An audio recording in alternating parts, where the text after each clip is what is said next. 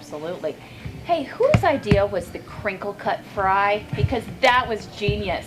That, I can't say I have a good answer for that one, but working at my grandmother's restaurant and just running around there as a young kid, I remember they were crinkle cut fries from day one, and I don't know where they got the idea, to serve, a French fry with those ridges of hope, as we call it. Wait, ridges of hope? Ridges of hope. Those aren't just crinkles. Got it.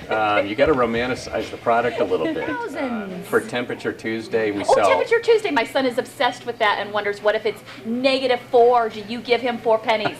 Campbell wants to know. Your son's smart. He's not the only one that's asked that question, and the answer is unfortunately for him, no. We don't give people money You don't back. give him 4 pennies if it's below 4. Below, if it's negative, you get it for free. That's as low as we can go. We don't pay people back, but we do sell. Over 10,000 Runzas on a Temperature Tuesday, and as you can imagine, our stores are very busy early in the morning making those sandwiches. But it's a fun promotion during a time that is a little bit slower period, and our employees get really fired up for it, and it's a lot of fun. Who checks the weather? How does that happen? And does it go out to like an APB to all the Runzas? It's a different temperature in each community, and we respect that. So in Kearney, it might be a different price than it is in Lincoln, Nebraska. And oftentimes in western Nebraska, as you might imagine, it's usually a little bit lower price on Temperature Tuesday. So early in the morning, we have the weather stations reporting the temperature and blasting out what the price of the Runza is for the day. So we have a lot of fun with it. What's the best advice your dad has given you? Well, he was always full of sage advice. The idea to have a passion for what you do, I always remember him showing up at our employee meetings at our stores and said, if you don't like what you do, move on. You need to figure out what your passion is in life and live it, breathe it, and you'll enjoy what you're doing. You're going to be successful at what you're doing. So he always passed that on, which I always thought, gosh, Dad, we need employees. Why are you saying this? But they were inspired by him, and a lot of them have come, have gone into business on their own somewhere else, and they've always remembered him in that respect and how helpful he was. He just wanted people to be happy and succeed. Another piece of advice was don't borrow a lot of money. Save your money. It's kind of the Midwestern work ethic and the credence of just living within your means. He always preached that to his employees, to his family, and his employees were his family. Father, I always say this when I talk about my father. He wasn't just a great businessman. He was a really good teacher, and he didn't aspire to be a teacher in the sense of instructing class and being stuck in a classroom. But he really, you could see this passion in teaching young kids. He would come back to the kitchen, inevitably, wherever we would go eat at a Runza, whichever Runza it would be, he would go back there and put on an apron and start showing them, this is how you need to salt and pepper a hamburger. He really cared about the granular details of operating a business. And so there were lessons every day with my father and with my grandmother. My grandmother taught me how to read a racing form, read the stock market in the newspaper when I was 10 years old. Just that passion to teach and care about other people were really good lessons from them. So I hopefully that answers your question. Yeah, no, that is just fascinating. Is there a point, do you think, and you can think about your grandmother, your dad, where they thought, we have made it? Or are you always, we got to open, one more restaurant? Sure. Well, I don't know if there was never I can't think of a moment where it was, oh, we've really made it. Yeah, let's go to Hawaii and lay on the beach. Yeah, exactly. My father and my grandmother just kind of enjoyed what they were doing, it was fun to them. So why would you, that was fun. Why would you take a break to do something else? But at the same time, having over 1,000 employees, there's always someone to talk to and inspire and mentor. And if they want to open a Runza restaurant, my dad was always supportive. He would invest in them. He would loan them money. He would sell them stock in one of his own stores. He just wanted people to be happy. And those that really showed and shined through with that success, he wanted to be there for them.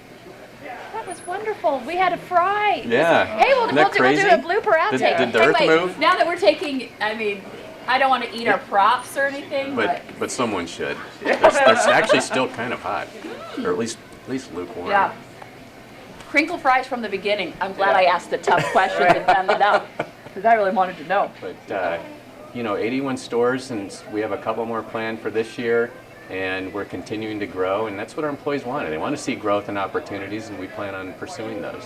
Hey, Connie, let's clap for the Runza in Minden. Yay. The TV station is 8 miles away. Is that right? I'm glad, because I'm off work after the 10 o'clock news, and I'm glad you're not open that late, because that's the last thing I need. Right. But I still got to drive to Hastings, and Wasn't that funny though? We're in towns as small as just a couple thousand population, and it's a big deal for those communities to have a Runza restaurant or a Subway or whatever it might be. And Nebraskans are just so good at supporting the hometown restaurant, and we feel like it's just been a 65-year love affair with Nebraska, and we're just really fortunate to have such a supportive community. in Iowa or Kansas? We have a couple in Iowa, a couple in Kansas, one in Colorado, and they've done some. Some have done very well, and some have just done okay. But it's so tough to crack that nut. Getting out, it's like there's a fence around Nebraska, and it's been tough for us to break that barrier. But it's just so important to have name recognition, like you said. Right. How do you think you or your father or your grandmother would have done in the Shark Tank? So he had that kind of heart for everyone. But I think, had he gone to the Shark Tank with his Runza idea, it is shocking, but I gotta believe that they would have found something in my father and his business idea, despite it being, again, a sandwich with this odd concoction. Yeah, they would have been inside. like, cabbage! Yeah, what are you thinking? No one eats cabbage. I think they would have seen the same passion that all of his employees, his grandmother, and customers had seen in him in the early days. He was quite a salesman without really knowing he was a salesman. We're still excited about it, that even 65 years later after its start. Thanks for the free cones on the bag, on the kids' meal bag. Absolutely. It's a pretty clever little promotion. That's so nice. Yeah. And I personally love the jalapeno ranch. It is so good. That is great. And it doesn't have to be restricted to salad, right? I you put my can dip fries. your French fries in it, dip your Runza sandwich in it. Yep. Absolutely. Yeah, that is really good. I agree. That's my favorite. Anything else? This has been so much fun. Thanks for coming And down. we were rolling it. We got it. Yeah. You want to check? Yeah, She was instrumental in him taking that lead. So is, I'm very proud of him. I mean, it's neat. It's hard to these days to consider I'm going to put everything I have into a business, and I may succeed or I may not. But an entrepreneur doesn't see failure and doesn't see plan B. They just see I've got opportunity and I'm pursuing it, and I know I will be successful. And that's the kind of attitude you need if you want to be that entrepreneur. And are you passing that on to your children? You hope that you are? Absolutely. I've told them, go work for someone, know what it's like to be employed, but it's someday aspire to do what you really, really are passionate about. Open up your own business, whatever it might be. And maybe that's not your passion. Maybe you don't fit that mold, but if you've got anything like your grandfather or great-grandmother, there's a lot of potential, and you wouldn't be the first person to take that path. So we ask them to dream and ask them to follow their passion, just like my father did at our employee meetings long, long ago. How many kids do you have again? I have 3 children, ages 12, 15, and 18.